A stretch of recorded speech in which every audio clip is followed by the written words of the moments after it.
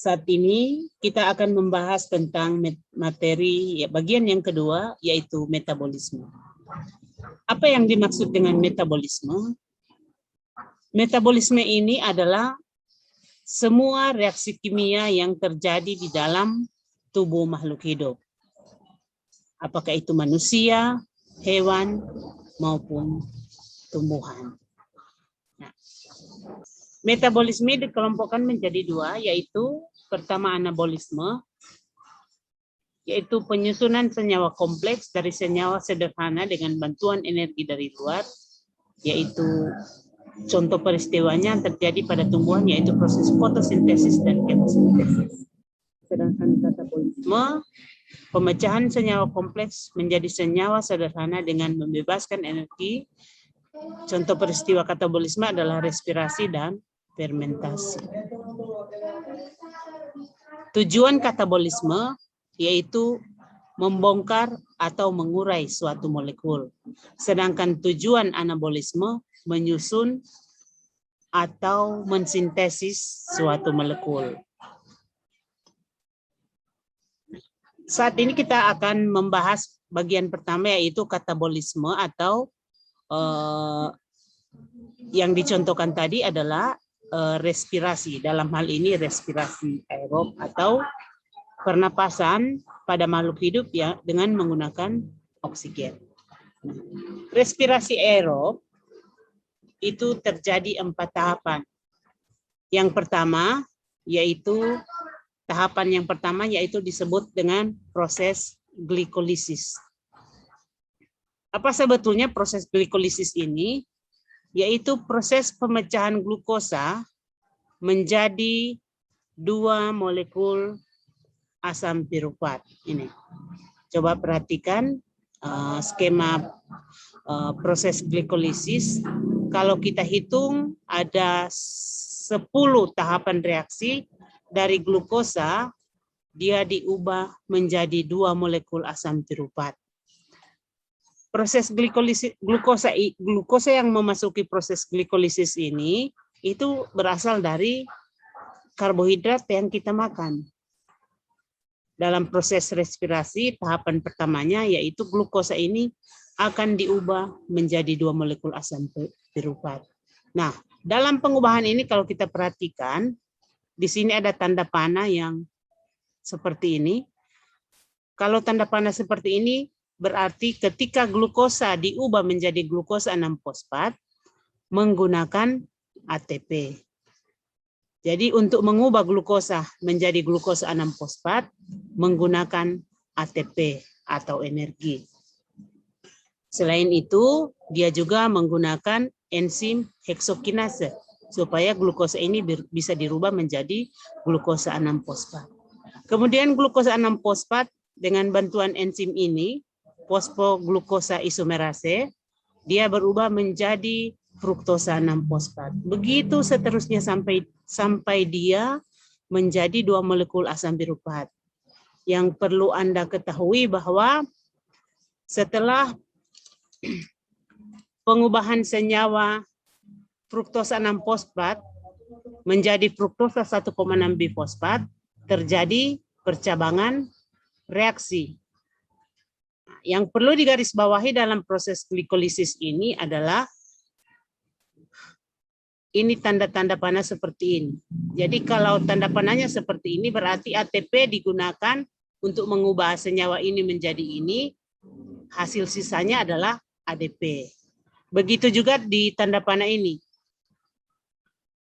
NAD plus digunakan dan dihasilkanlah NADH. Di tanda panah ini juga ADP digunakan dan dihasilkanlah ATP.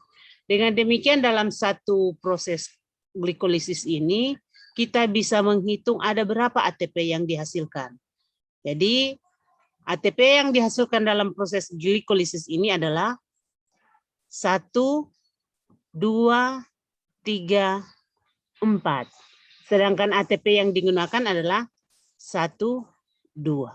Dengan demikian dalam proses glikolisis ini ada 4 ATP yang dihasilkan dikurangi dengan 2 ATP Sehingga dalam proses glikolisis ini nantinya akan dihasilkan ATP sebanyak 2.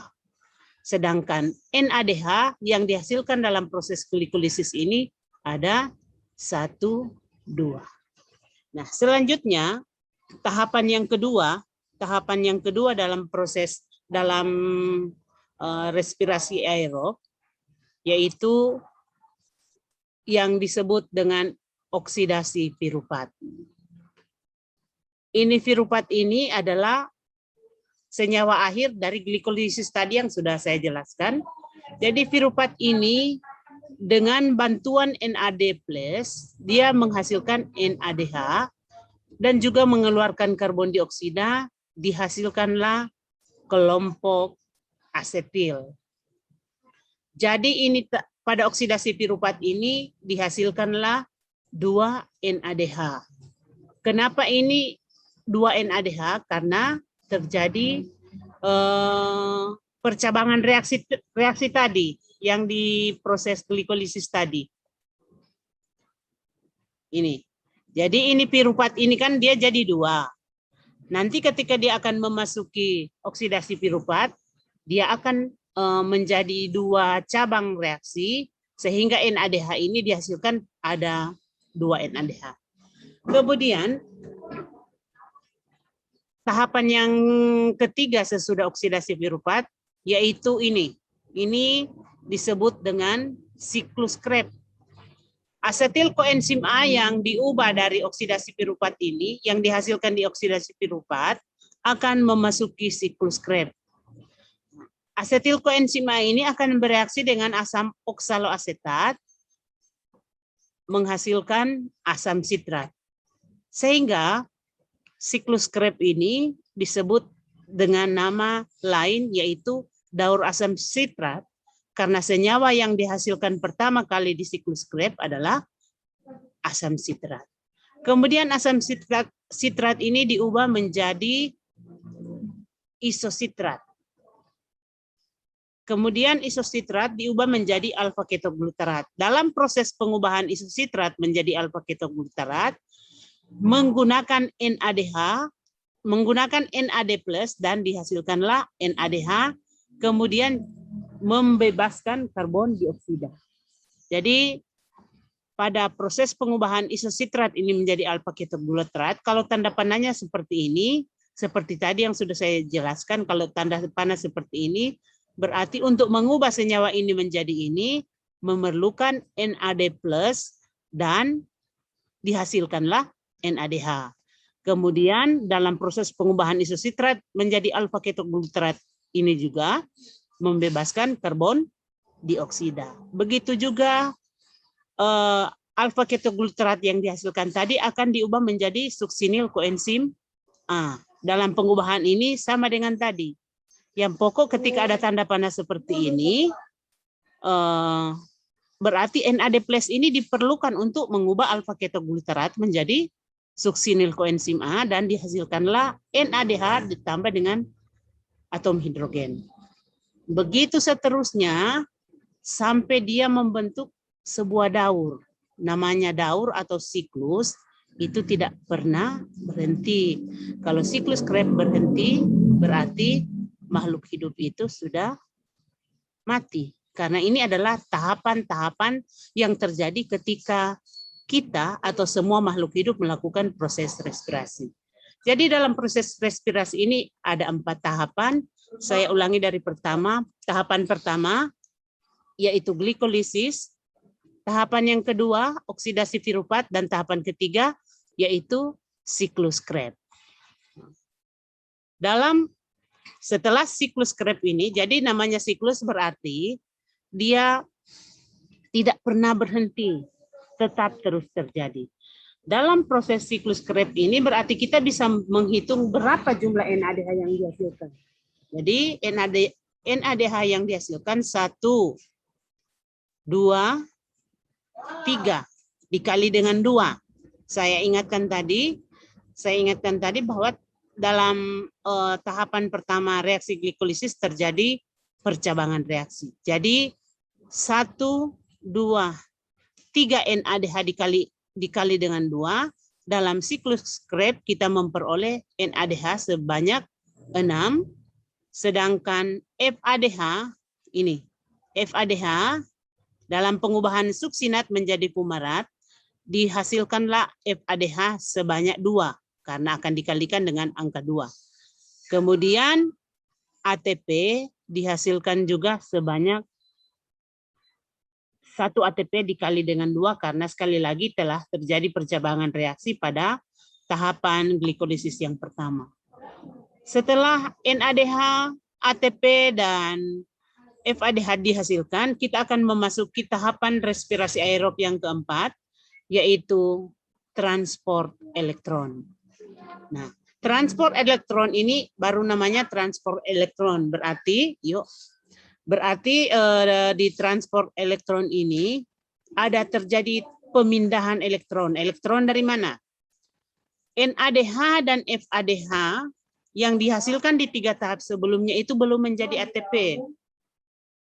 Kalau sudah menjadi ATP, itu dikatakan energi bersih atau energi yang sudah siap dipakai. Tetapi kalau masih dalam bentuk NADH dan FADH, itu merupakan akseptor energi atau bakalan dia menjadi energi. Jadi di transport elektron ini ada sebanyak 10 NADH yang dihasilkan dan 4 FADH yang dihasilkan. Dia akan dikirim ke sistem transport elektron, yaitu NADH dehidrogenase sampai dengan sitokrom AA3, dan dalam proses transport elektron ini NADH tadi dan FADH yang dihasilkan di tiga tahapan reaksi sebelumnya semuanya akan diubah menjadi ATP. Dan dalam proses transport elektron inilah dibebaskanlah H2O. Jadi akan saya simpulkan untuk tahapan respirasi aerob. Untuk respirasi aerob, tahapan pertama yaitu glikolisis, jumlah NADH yang dihasilkan sebanyak 2, dan jumlah ATP bersih sebanyak 2 ATP. Kemudian dalam tahapan yang kedua yaitu oksidasi piruvat, dihasilkanlah 2 NADH, dan dalam tahapan yang ketiga yaitu siklus Krebs, dihasilkan sebanyak 6 NADH, 2 FADH, dan 2 ATP. Nah, perhatikan untuk tahapan respirasi aerob yang keempat, yaitu transport elektron, semua NADH yang dihasilkan di 3 tahapan ini, itu semuanya akan dibawa ke transport elektron. NADH dan FADH itu semuanya dibawa di transport elektron. Jadi di transport elektron itu akan dimasukkan, akan dibawa 10 NADH yang diperoleh dari sini. 2 dari proses glikolisis, 2 dari oksidasi piruvat, dan 6 dari siklus Krebs. Jadi ada sebanyak 10 NADH yang akan dibawa ke transport elektron, dan ada sebanyak 2 FADH akan dibawa di sistem transport elektron ini. Dengan demikian, dalam 1 molekul glukosa diperoleh sebanyak 38 ATP. 38 ini diperoleh dari mana? 38 ini diperoleh dari 10 NADH ini akan dikali dengan 3, karena 1 NADH menghasilkan 3 ATP.